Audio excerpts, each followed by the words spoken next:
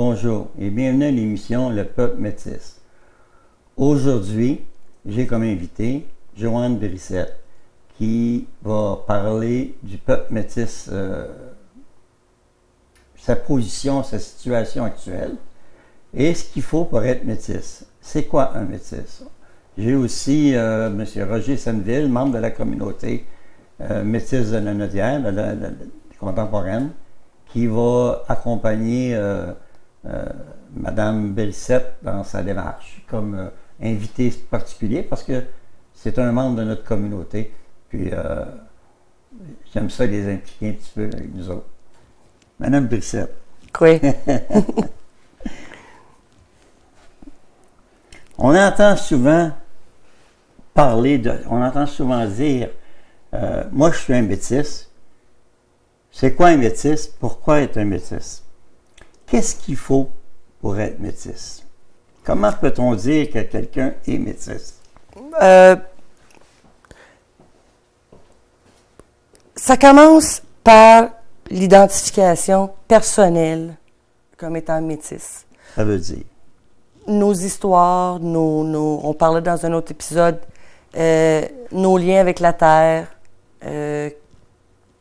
nos liens avec nous-mêmes, nos mémoires, nos traditions.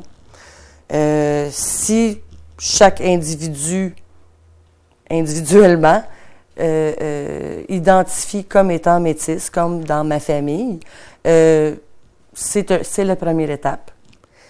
La deuxième étape est plus difficile, parce qu'il faut retrouver une preuve empirique d'un lien avec une personne de Première Nation, souvent qui était nos grands-mères.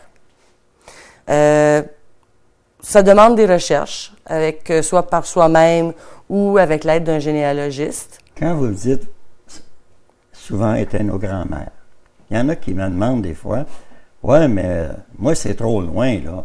Ça fait 5 générations, 8 générations, 10 générations. C'est bon quand même, ça n'a pas d'importance. Écoutez, probablement, c'est très probable, si on regarde moi comme exemple, c'est très probable qu'il y avait plus qu'une personne autochtone ou Première Nation dans l'arbre généalogique.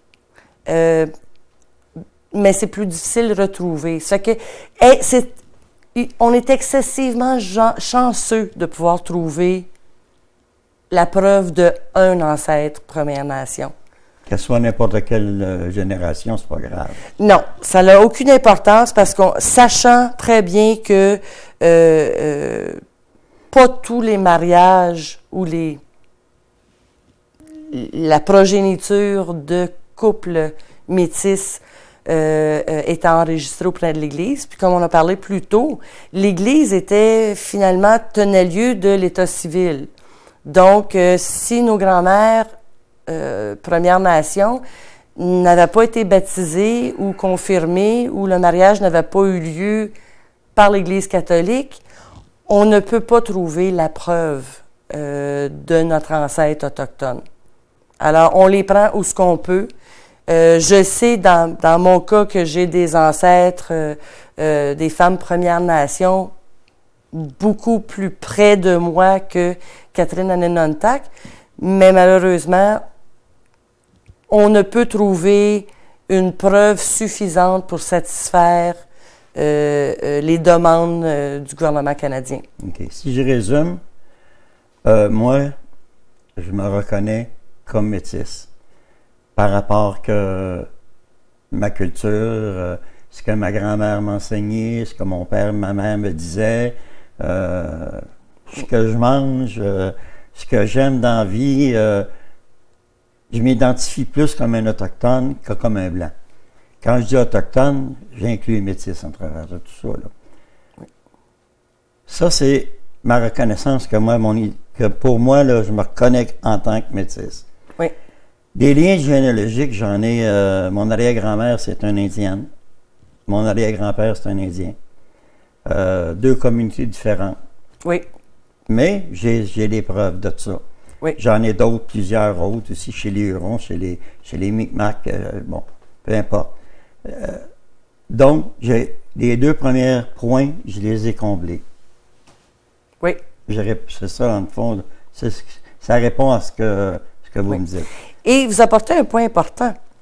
Parce que, contrairement à nos cousins dans l'Ouest, qui, eux, leur continuité de leur métissage a eu probablement et plus communément avec la nation Cri, nous, notre métissage est beaucoup plus complexe parce que aux abords du fleuve Saint-Laurent, il y avait tellement de Premières Nations que le métissage n'est pas juste le concept du Canadien français et d'une une grand-mère autochtone, Première Nation, mais aussi entre métis qui venaient d'ancêtres Abénaki, d'ancêtres Atikamekw, comme dans mon cas, et aussi, comme dans mon cas, d'ancêtres Huron-Wendat. Donc, c'est beaucoup plus... il y a beaucoup de métissage du côté des Premières Nations. Oui. Alors, on est tous les deux, là, tous les trois probablement même, un résultat d'un métissage autant Premières Nations que la relation française et Premières Nations. Oui. Oui. Ça, c'est les 2 premiers points. Oui. Il y en a un troisième. Il faut être accepté par une communauté métisse. OK. Et c'est le point, si on veut respecter l'autochtonie en général, c'est la base, d'après moi. C'est d'être reconnu par votre communauté. Puis ça ne veut pas dire, tu arrives avec tes papiers puis tu dis « reconnaissez-moi », ça presse. Non, ça marche pas de même. C'est pas comme ça, on le sait de nos expériences avec les Premières Nations. Faut faire partie de la communauté, il faut être accepté par celle-ci. S'impliquer aussi. Et s'impliquer dans la communauté. C'est ça. C'est la seule chance de survie de nos communautés historiques. C'est par l'implication. Ouais. Si on parle de métis, d'être accepté, il y a beaucoup de monde qui pourrait dire moi je suis métis, puis je m'accepte bien. OK. Mais je crois que les critères que vous donnez, c'est des critères qui vont bientôt être officiellement reconnus. Ou ils sont déjà officiellement reconnus? Bon. Si reconnus, par qui? D'accord. Ben, ce qui est utilisé présentement, disons, le standard est ce qu'on appelle basé sur le cas de Paoli. OK? Mais présentement, il y a une cause qui vient nous chercher encore de façon encore plus importante, et c'est la cause suprême, la cause Daniels, qui a été présentée le 8 octobre dernier à la Cour suprême et dont nous nous attendons un jugement au printemps 2016. Notre Constitution reconnaît les Métis comme étant une des peuples autochtones canadiens. Par contre, on n'a jamais eu l'acceptation dans la loi sur les Indiens, qui a été passée en 1867, je crois. Je peux me tromper, c'est pas mon expertise, mais ça vient pour dire que malgré le fait qu'on était reconnu dans la Constitution, les lois, elles, ne nous reconnaissaient pas.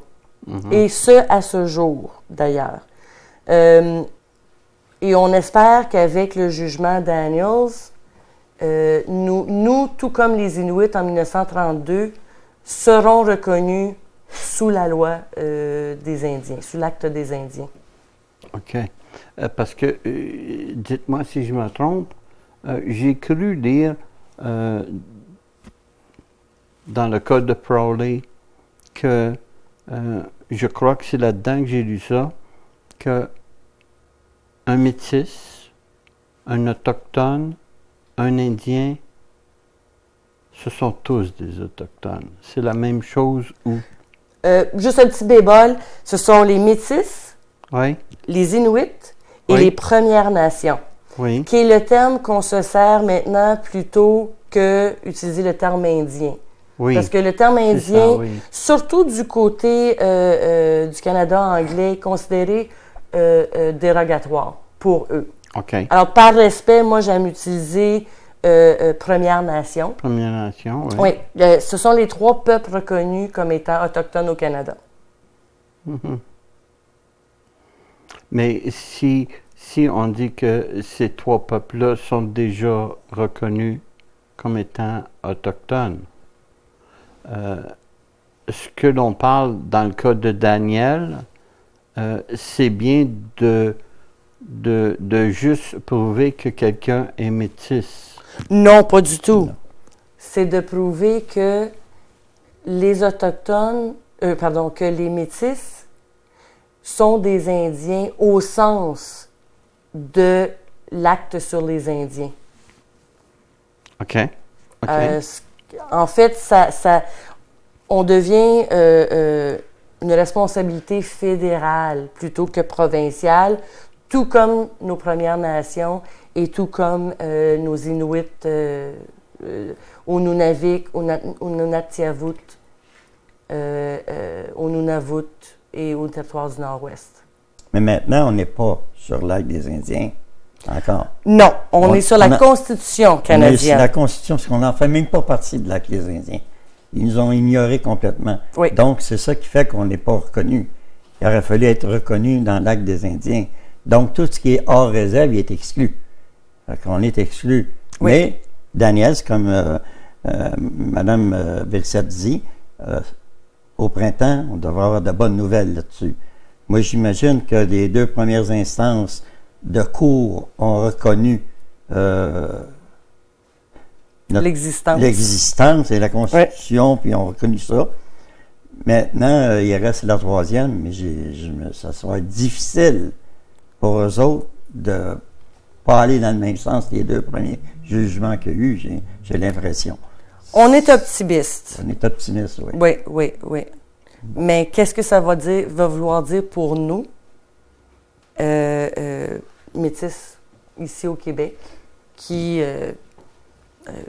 on doit se permettre d'apporter les preuves au dossier que nos communautés sont historiques et que la communauté existe encore à ce jour. Sinon, il y a la possibilité nos communautés ne soient pas acceptées. Et c'est l'inquiétude qu'on a. Il va sûrement se passer des choses qu'on ne sait pas encore, tu sais. Oui. Mais ça va finir par arriver, puis au printemps. En attendant, on va aller à la pause, puis après la pause, on va débattre encore là-dessus.